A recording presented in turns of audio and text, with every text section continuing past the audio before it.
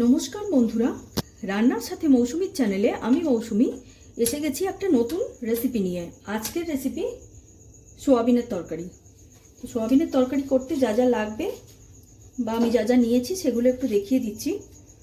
ধনের গুঁড়ো, হলুদ, আদা বাটা, জিরের গুঁড়ো, সয়া সস, নুন, লঙ্কার গুঁড়ো, আর গোটা গরম মশলা আছে, তেজপাতা আছে একটা, আর গোটা গরম মশলার মধ্যে ছোটো এলাচ আছে, লবঙ্গ আছে, দালচিনি আছে, আর শুকনো লঙ্কা গোটা আছে, কাঁচা লঙ্কা চেরা আছে, আর এদিকে আছে একটু চিনি, কসুরি মেথি ড্রাই রোস্ট করা আছে, ঘি আছে, গরম মশলা আছে, আর এদিকে আছে টমেটো কুচি করে রাখা আছে, পেঁয়াজ তিনটে ছোট সাইজের পেঁয়াজ বেটে রেখেছি, তার সঙ্গে রসুনও বাটা আছে, একই সঙ্গে পেঁয়াজ রসুন বাটা আছে, আর আলু ছোট ছোট করে কেটে সেটা সেদ্ধ করে রেখেছি, আর এদিকে আছে সয়াবিন, সেটাকে গরম জলে নরম করে রেখে দিয়েছি, সেদ্ধ করে নরম করে রেখে দিয়েছি। এবার রান্নাটা আমি শুরু করব। তেল মোটামুটি গরম হয়ে গেছে। তেল গরম হয়ে যাওয়ার পর আমি গোটা গরম মশলা যেটা নিয়ে রেখেছিলাম আলাদা করে বাটিতে সেটা দিয়ে দিলাম। গরম মশলাটা একটুখানি তেলের মধ্যে নাড়াচাড়া করে নেব।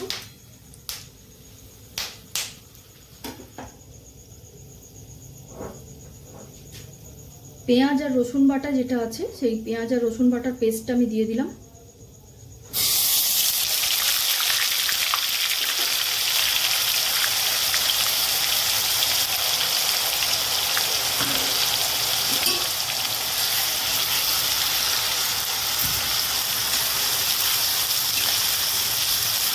ফোড়ন থেকে একটা সুন্দর গন্ধ বেরোলে তারপরে পেঁয়াজ আর রসুন বাটাটা দিয়ে দিতে হবে, আর এইভাবে একটু নাড়াচাড়া করতে হবে। কাঁচা গন্ধটা যতক্ষণ না যায় একটু ভেজে নিতে হবে।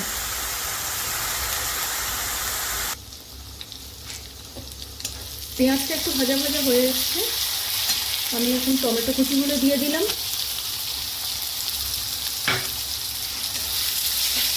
টমেটো কুচিটাকে একটু ভেজে নেবো এর সাথে, মশলার সাথে।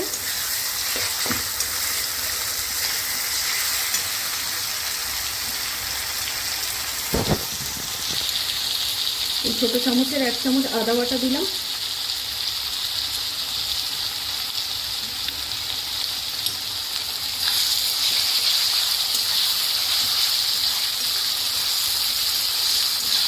একটু নাড়াচাড়া করে নিচ্ছি ভালোভাবে, ভাজা ভাজা হয়ে যাক, আদার গন্ধটা যাবে, টমেটোটা একটু নরম হবে, তারপর একে একে আমি গুঁড়ো মশলাগুলো দেবো। এবার দিয়ে দিচ্ছি গুঁড়ো মশলাগুলো। এই ছোটো চামচের 1.5 চামচ মতো হলুদের গুঁড়ো দিলাম,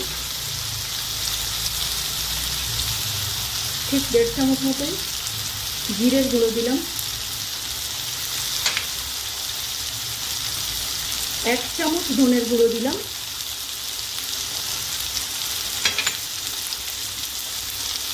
লঙ্কার গুঁড়ো দিচ্ছি,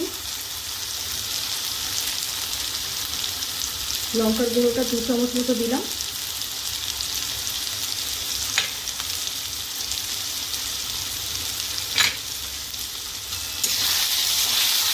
মশলাটা একটু মিশিয়ে নিচ্ছি।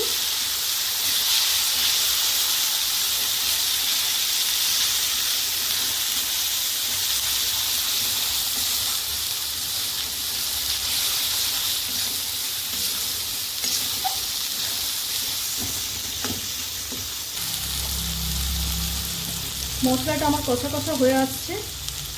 এবার আমি একটুখানি এর মধ্যে সয়া সস দিচ্ছি। খুব বেশি পরিমাণে দেওয়ার দরকার নেই, অল্পই একটু দেবো।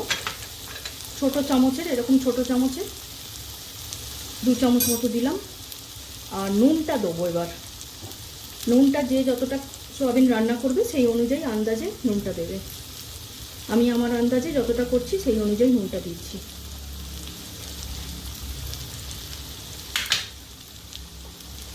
একটু নাড়াচাড়া করে মিশিয়ে দিচ্ছি ভালো করে, মশলার সঙ্গে ভালোভাবে সয়া সসটা আর নুনটা মিশিয়ে দিচ্ছি।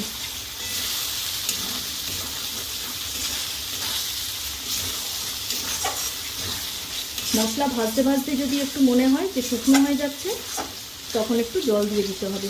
সামান্য জল দিয়ে দিয়ে নাড়তে হবে, নাহলে পুড়ে যেতে পারে মশলা।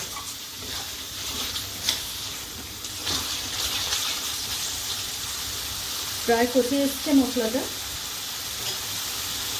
আমি এবারে ভেজে রাখা আলু ভেজে রেখেছিলাম, সেই আলু টুকরোগুলো দিয়ে দিলাম।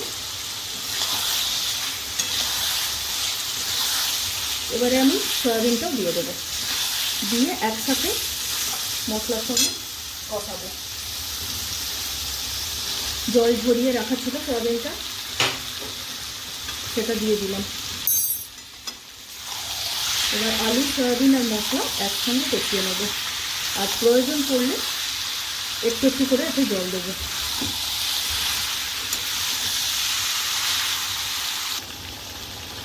কাঁচা লঙ্কা চেরা 3-4টে দিয়ে দিলাম। 3-4টে মতো কাঁচা লঙ্কা রেখেছিলাম চেরা, সেটা আপনারা আপনাদের ঝাল অনুযায়ী বুঝে দেবেন। মশলার সঙ্গে সয়াবিনটাকে ভালোভাবে কষিয়ে নিচ্ছি।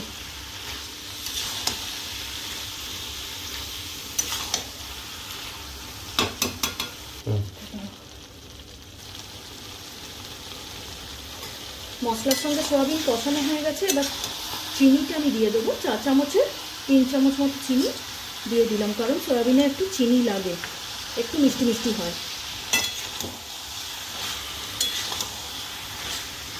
আমার নামাবার সময় হয়ে আসছে, শেষে আর 3টে উপকরণ বাকি, সেটা আমি দেবো, দিয়ে সামান্য জল দিয়ে তারপর আমি নামাবো। 1 সেকেন্ড। মোটামুটি আমার হয়ে গেছে। এবার আমার নামাবার সময় আমি গরম মশলার গুঁড়োটা ছড়িয়ে দিলাম, শাহি গরম মশলার গুঁড়ো আছে সেটা ছড়িয়ে দিলাম, আর একটু কাসুরি মেথির গুঁড়ো সেটা আমি ছড়িয়ে দিচ্ছি ওপর থেকে। খুব বেশি দেবো না, অল্প দেবো। আর শেষে যেটা দেবো সেটা হলো একটু ঘি ছড়িয়ে দেবো।